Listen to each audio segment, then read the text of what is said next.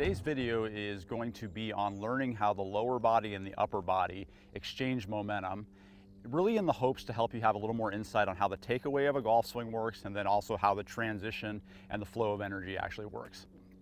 Before I get into the meat of this video here though, please hit that subscribe button. So what I'm going to be using here is my training aid, the Pro, and doing an exercise that I usually give to everybody in a first lesson. And I like to give this lesson when I first work with somebody because it really highlights and exposes something that most people really don't understand in a golf swing, is that a swing is kind of like a continuum movement and a transfer of momentum. So even though we set up in a static spot, the object of making a swing is to always transfer momentum through motion. And so the wrecking ball exercise really exposes how that works.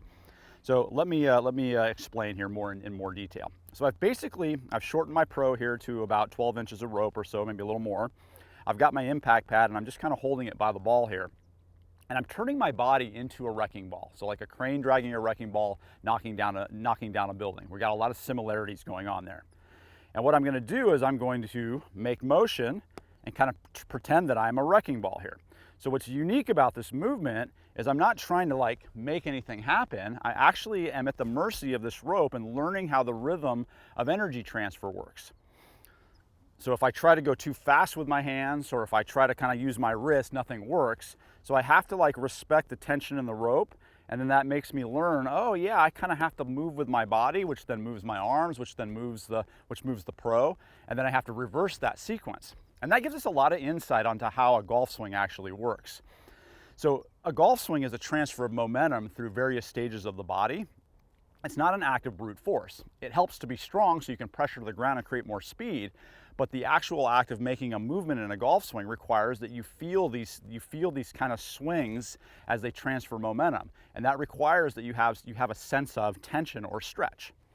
So in the backswing, when you actually do a takeaway, you're actually using your body to kind of drag your arms into motion and then finally drag the club into the motion.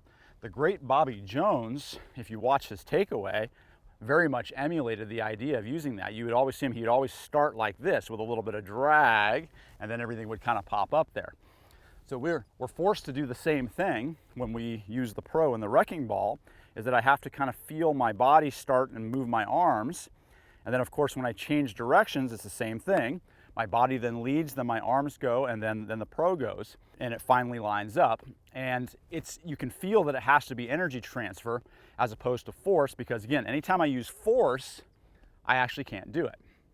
And so that's a hugely helpful understanding to kind of get through some of the difficulties of learning the golf swing, is that everything feels like it's a momentum shift and it's an energy transfer. And if you can get into that flow, then you can start to understand that the golf club really performs the same way.